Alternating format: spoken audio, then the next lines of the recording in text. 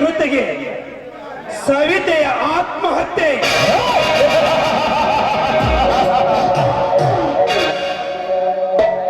ಸವಿತೆಯ ಸ್ವರ್ಗದಲ್ಲಿ ತುಂಬಿವೆ ಪಾಪದ ವಿಷ.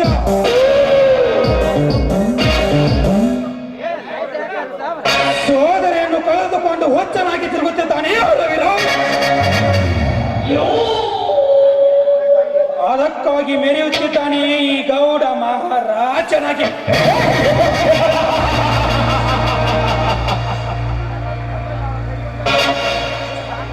ಅಣ್ಣನನ್ನು ಕಳೆದುಕೊಂಡು ಹುಚ್ಚನಾಗಿ ತಿರುಗುತ್ತಿದ್ದಾನೆ ರವಿರಾವ್.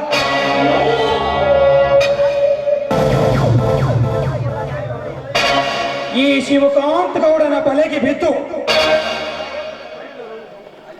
ಬರೆದಳು ಇಹಲೋಕದ ಯಾತ್ರೆ. ಮಾಡಿದಳು ಶಿವಲೋಕದ ಯಾತ್ರೆ.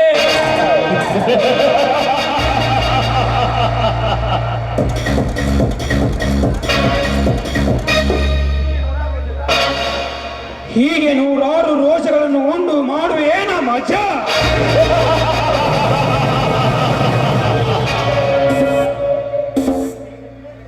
ಶೆಟ್ಟಿ, ಏ ಶೆಟ್ಟಿ,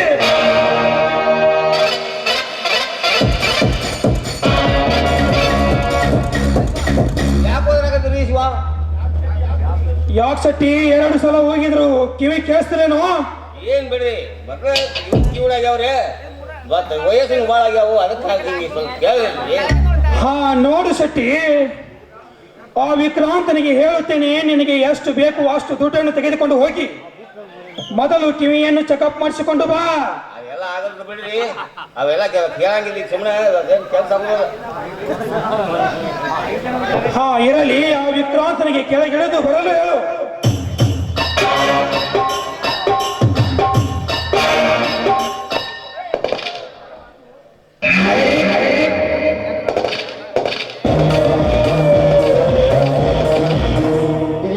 ಕರೆದದ್ದು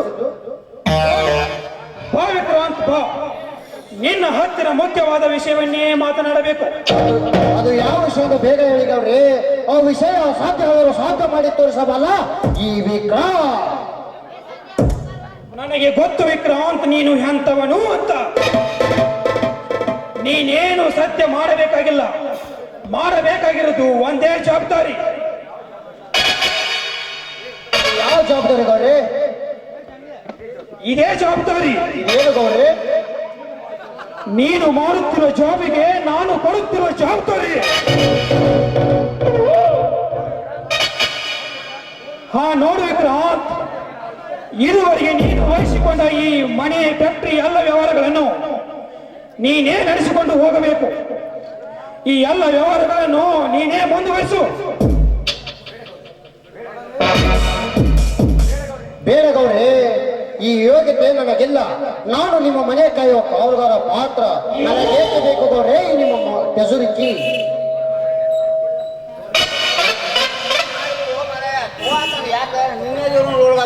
ಲೇಸಟ್ಟೆ ಬಾಯಿ ಮುಚ್ಚಲೇ ಮಗನ. ಒಂದು ಮನೆಗೆ ದ್ರೋಹ ಬಗೆಯಷ್ಟು ಮೂರ್ಖನಲ್ಲ ಈ ವಿಕ್ರಮ್. ಗೌಡರ ಆಶೆ ನನಗೆ ವೇದ ವಾಕ್ಯ.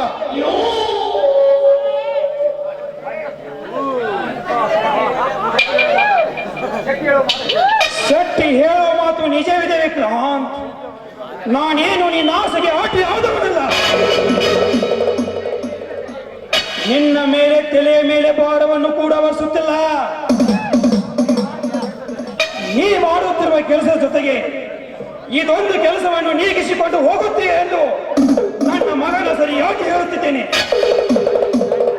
ಆಯ್ತು ಗೌಡ್ರೆ, ನಾನೇಕೆ ನಿಮ್ಮ ಮನಸ್ಸನ್ನು ನೋಯಿಸಲಿ. ಇಂದಿನಿಂದ ನಿಮ್ಮ ಎಲ್ಲ ಜವಾಬ್ದಾರಿಯನ್ನು ನಾನು ನಡೆಸಿಕೊಂಡೇ ಹೋಗುತ್ತೇನೆ. Very good Suryakant, very good. ಗೌಡ್ರೆ, ನನಗೆ ನಿಮ್ಮ ಆಶೀರ್ವಾದ ಹೊಂದಿದ್ದರೆ ಇಡೀ ಭೂಲೋಕವನ್ನು ಗಡಗಡನೆ ನಡಗಿಸಿ ಬಿಡಬಲ್ಲೆ.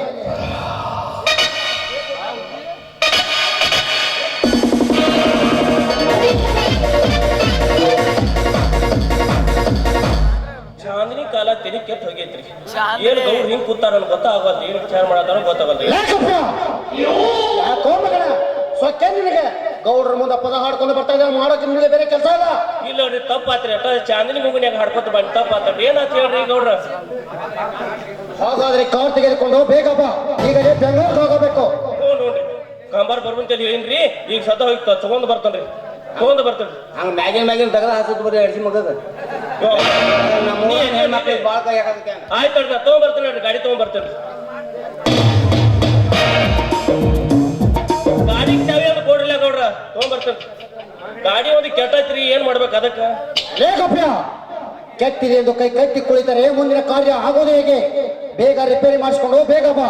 ನಮ್ಮ ಫ್ಯಾಕ್ಟರಿಗೆ ಸೇರಬೇಕಾದ ಮಾಲು ಕೋಲ್ಕತ್ತಾದಿಂದ ಬಂದಿದೆ, ಅದು ಬೆಂಗಳೂರಿಗೆ ಬಂದು ಸೇರಿದೆ. ಅದನ್ನು ತೆಗೆದುಕೊಂಡು ನಮ್ಮ ಫ್ಯಾಕ್ಟರಿಗೆ ಎಸ್ಟೇಟ್ಗೆ ಬರಬೇಕು.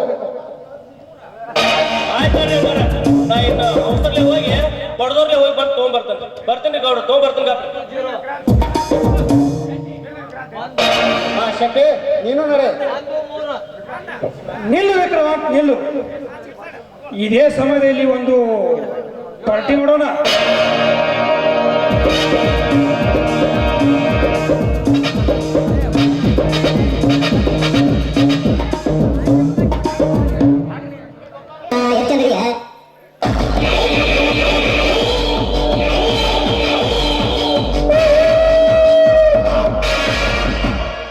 ನೋಡ್ರಿ, ನಾನಿನ್ನು ಹೋಗಿ ಬರ್ತೇನೆ, ನನಗೆ ತುಂಬಾ ಕೆಲಸ ಇದೆ.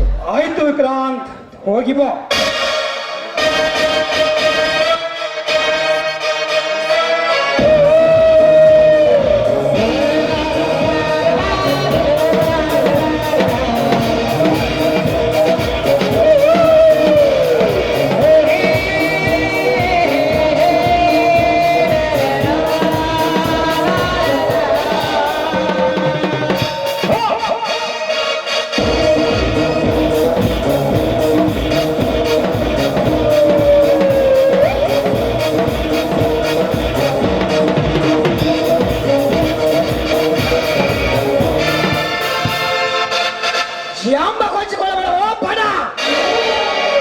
ಇದು ನಿನಗಾಗಿ ಕೋರಿದ ಮಗನೇ, ಈ ಗಂಡನ ಗುಂಡಿನ ಗೊಂಡು. ಇದುವರೆಗೆ ನನ್ನ ಮುಂದೆ ನಿಲ್ಲುವ ಗಂಡು ಯಾರೂ ಇರಲಿಲ್ಲ. ಆ ಕೊಂಡರೆ ರಾಜಪ್ಪನನ್ನು ಬಿಟ್ಟರೆ ಎಂದು ಅದು ಯಾವುದೋ ಒಂದು ಹಸು ಕೂಸನ್ನು ಬಗಳುತ್ತಿದೆಯಲ್ಲೋ. ಇದು ಗೌಡ, ನಿಮ್ಮಂತ ಕುಲಗೆ ಹೇಳಿ ಕುಕರ್ಮಗಳನ್ನು ಒತ್ತು ಬುದ್ಧಿ ಕಲಿಸಲು ಬಂದ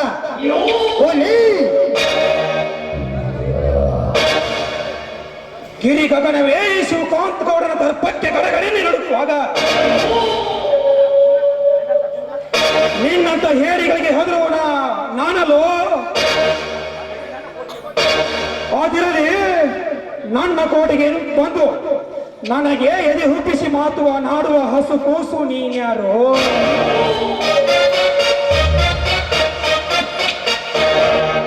महाभारत में हीरो है राम है, बट ई नाटक में शेष हीरो है ये रंजित है. सीढ़ी जब तो सिपाही ने माना. ಓಹೋ, ಆ ರವಿರಾಜನ ತಮ್ಮ. ಸುಮ್ಮನೆ ನನ್ನ ಜೊತೆ ವಾದ ಮಾಡಿ ನಿನ್ನ ಸಮಾಧಿ ಗುಂಡೆಯನ್ನು ನೀನೇ ಕೊಡಿಕೊಳ್ಳಬೇಡ. ಹೀಗೆ ವಾದ ಮಾಡಿ ನಿನ್ನ ಅಣ್ಣ ಹುಚ್ಚನಾಗಿ ತಿರುಗುತ್ತಿದ್ದಾನೆ. ಅದಕ್ಕಾಗಿ ಯಾವತ್ತೂ ಬಂದವರೇ ಲುಚ್ಚ ಲೇ ಹಲ್ಕರ್ ಸುಳ್ಳು ಮಗನ ಗೌಡ, ಅನ್ಯಾಯವಾಗಿ ನನ್ನ ತಂಗಿಯನ್ನು ಕೊಂದೆ ಅಲ್ಲ ಮಗನೇ. ಇಂದು ನೀನು ಭೂಗರ್ಭದಲ್ಲಿರೋ ಅಷ್ಟೇ ಅಲ್ಲ, ನಿನ್ನ ತಾಯಿಯ ಗರ್ಭದಲ್ಲಿರೋ ಸರಿ. ನಿನ್ನನ್ನು ಹೊರಗೆ ಎಳೆದ ಮಗನೇ, ನಿನ್ನ ರುಂಡವನ್ನು ಚೆಂಡಾಡಿ ಇನ್ನು ಮುಂದೆ ಕಚ್ಚೆ ಬಿಚ್ಚೋ ಕೆಲಸ ಮಾಡಿದ್ರೆ ಉಚ್ಚ ಮಗನ ನೀನು ಭೂಗರ್ಭದ ಅಳಿದು ಕುಳಿತರು. ನಿನ್ನ ರುಂಡವನ್ನು ಚೆಂಡಾಡಿ ನಿನ್ನ ರಕ್ತದಿಂದ ನನ್ನ ತಂಗಿಯ ಗದ್ದುಗೆ ಮಾಡಿಸಿಬಿಡುವೆ. ರುದ್ರಾಭಿಷೇಕ.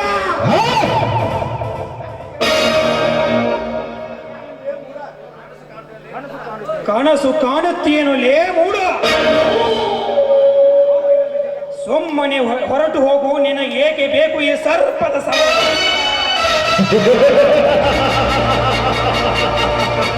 ಸುಮ್ಮನೆ ಹೊರಟು ಹೋಗಲು ಬಂದಿಲ್ಲ ಗೌಡ. ನಿನ್ನ ರುಂಡ ಚಂಡಾರಿ, ನಿನ್ನ ರಕ್ತದಿನ ನನ್ನ ತಂಗಿಯ ಗೊತ್ತಿಗೆ ರುದ್ರಾಭಿಷೇಕ ಮಾಡಬಹುದು. ನೆನೆಸಿದ ಮಗನೇ ನಿನ್ನ ಹೆತ್ತವರನ್ನು.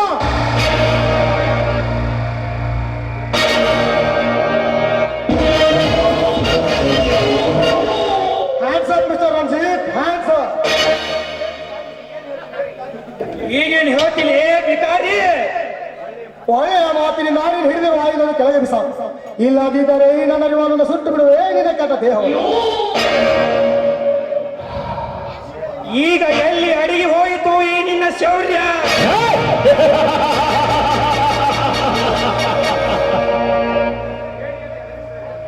ಏಕೆ ನಿಂತಿರುವೆ ಬೆದರಿದ ಚಿಗರಿ ಹಾಗೆ? ಎಲ್ಲಿ ಅಡಗಿ ಹೋಯಿತು ಈ ನಿನ್ನ ಪೌರುಷ?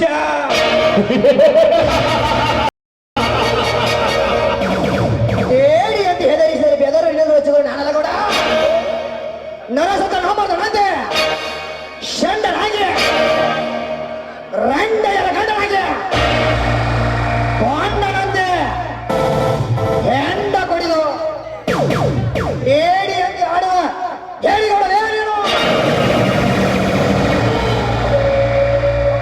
ಗೌಡ್ರೆ, ಇವನನ್ನು ಮಾತು ಬೆಳೆಸಲು ಬೇಕಾರೆ ನಮ್ಮ ಮರ್ಯಾದೆಯನ್ನು ಗಾಳಿಗೆ ತಿರುಗಿಬಿಡ್ತಾನೆ ಸೂಳೆ ಮಗ. ಸೂಳೆ ಮಗ ನಾನಲ್ಲ ಮಗನೇ, ನೀನು ಸೂಳೆ ಮಗ. ಎಂತ ತಾಯಿಯ ಸಮಾನಾಗಿರುವ ಈ ಕರ್ತವ್ಯ ದೇವತೆಯನ್ನು ಗೊತ್ತಾಚ ಲಂಚರಾಶಗಾಗಿ ಮಗನೇ ಎಂತವರ ಮೇಲೆ ಮಂಚದ ಮೇಲೆ ಮಲಗಿಸುತ್ತಿರೋಲ್ಲ ನೀನು ಸೂಳೆ ಮಗ. ಮುಚ್ಚಲೇ ಬಮ್ಮ ಆಯಿಗೆ ಬಂದಂತೆ ಬಹಿಷ್ಕಾರ ಹಾಕಿದೆ. ಸುಟ್ಟು ಎಚ್ಚರ ನನಗೆ ಎಚ್ಚರ ಹೊತ್ತು ನಾಯಿ. ಮಿಸ್ಟರ್ ರಣಜಿ ಸೂರ್ಯಕಾಂತ್, ಇದು ನನ್ನ ದೇಶ ಗಂಡಲೆ ನಿನ್ನ ಎಲ್ಲ ಗಂಟಿದ್ದಾರೆ ಮಗನೇ. ಸಿದ್ಧನಾಗು ಈ ರಣಜತೆ ರಣದುರ್ದಾಗ ಆಗ ತಿಳಿಯುವುದು ಯಾರು ಸೂಳೆಯ ಮಗ ಯಾರು ಗಲತೆಯ ಮಗನೆಂದು. ನೋಡ್ರಿ, ನೀವು ಒಂದೇ ಒಂದು ಮಾತು ಸಾಕು, ಈ ಕ್ಷಣದಲ್ಲೇ ಸುಟ್ಟು ಬಿಡುವೆ ನಾಯಿ. ಶಾಂತಿ ಸೂರ್ಯಕಾಂತ್, ಶಾಂತಿ. ರೋಷದ ಆವಿಷ ನಿಮಿಷ ಮಾತ್ರ. ಪ್ರಾಣ ದಾನ ಮಾಡಿ ಕಳಿಸಿಬಿಡು, ಬದುಕು ಕೊಳಲಿ ಬಡಪಾಯಿ. ಪ್ರಾಣದಾನ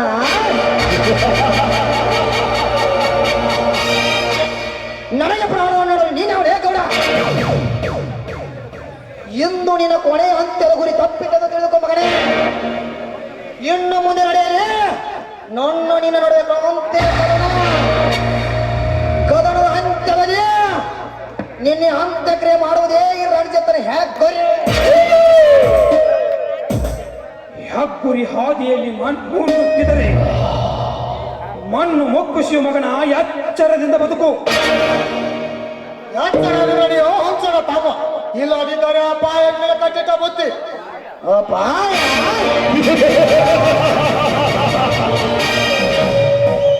ರಣರಂಗದಲ್ಲಿ ವೈದ್ಯಗಳ ಮತ್ತು ಗುಡಿಯಾದ ಈ ಸಿಡಿದ ಸಿಪಾಯಿಗೆ ಅಪಾಯ.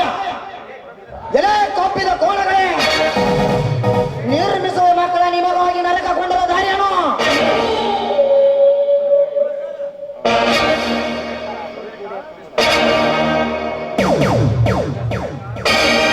ಮಿಸ್ಟರ್ ಸೂರ್ಯಕಾಂತ್,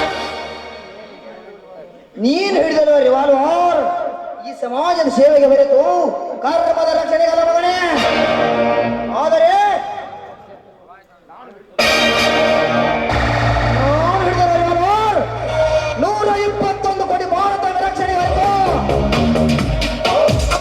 ನಿಮ್ಮಂತ ಕೊಲೆಗಳಿಗೆ ಕೊಲ್ಲುವ ಕಾಲ. ವಿದೇಶದ ಸುಡುವುದಕ್ಕಾಗಿ ಈ ಆಯುಧ ಕೊಟ್ಟಿರುವುದು ಆ ಭಾರತ ಮಾಧ್ಯಮಕ್ಕೆ. ಸ್ವದೇಶದಲ್ಲಿ ನಿಮ್ಮಂತ ಎಷ್ಟು ಸೊಳ್ಳೆ ಮಕ್ಕಳು ವಾಸವಾಗಿದ್ದಾರೆ ಅಂದರೆ ಸದಾಶಿತ ನಿಮ್ಮನ್ನು ಕೊಲ್ಲಲು. ಲೇ ನಾಗೇಗೌಡ, ನಿನ್ನ ಹೆಸರು ನನ್ನ ಮನೆ ಕಾಯುವ ನಾಯಿ ಇಡ್ತೀನಿ ಮಗನೇ. ಅದು ಒಂದು ವೇಳೆ ಹೆಸರು ಕೇಳಿದರೆ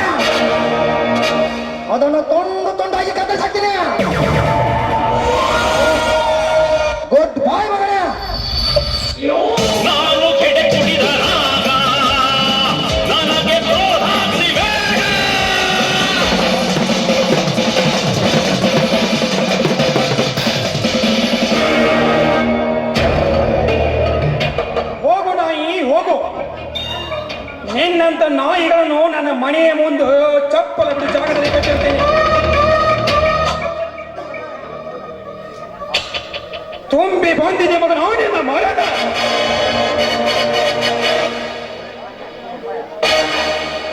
ಸೂರ್ಯಕಾಂತ್, ಇದಕ್ಕೆ ನಾವು ಬೇರೆ ಉಪಾಯವನ್ನು ಹುಡುಕಲೇಬೇಕು. ಸಂಚು ಹಾಕಿ ಹೊಂಚು ಮಾಡಲೇಬೇಕು ನೋಡ್ರಿ. ನಾವು ಉಪಾಯ ಮಾಡಬೇಕಾದ ಮುಂದಿನ ಅಪಾಯಕ್ಕೆ ಎಡೆಯಾಗಬಾರದು. ಇಲ್ಲದಿದ್ದ ಅಪಾಯ ತಪ್ಪಿದ್ದಲ್ಲ, ಕೇರ್ಫುಲ್ ಆಗಿ ವಿಚಾರ ಮಾಡಬೇಕು. ನೀನು ಹೇಳುವ ಮಾತು ಸತ್ಯವಿದೆ ಸೂರ್ಯಕಾಂತ್. ಚಿಗುರು ಎಲೆಯನ್ನು ಚಿಗುರುವಕ್ಕಿಂತ ಮುಂಚೆ ಚೂಟಿ ಹಾಕಬೇಕು.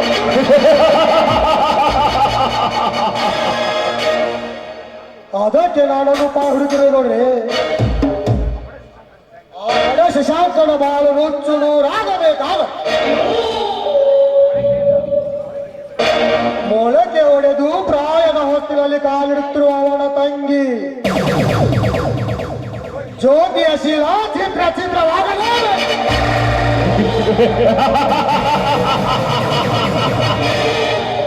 ಅಂದಾಗ ಆ ಶಶಾಂಕನ ಬಾಳು ಕಣ್ಣೀರಿನ ಕಡಲು. ಆ ಕಡಲಿಗೆ ನೋಟ ಶಶಾಂಕನಾದ, ಅದಕ್ಕೆ ಈ ಸಿಪಾಯಿ ನಾವಿಕನಾಗಲೇಬೇಕು. ಒಳ್ಳೆಯ ಉಪಾಯವನ್ನೇ ಹುಡುಕಿದ್ಯಾ ಸೂರ್ಯಕಾಂತ್. ಈ ಕಲಿಯುಗದ ಕೌರರು ಮುಂದಿನ ಕಾರಸ್ಥಾನ.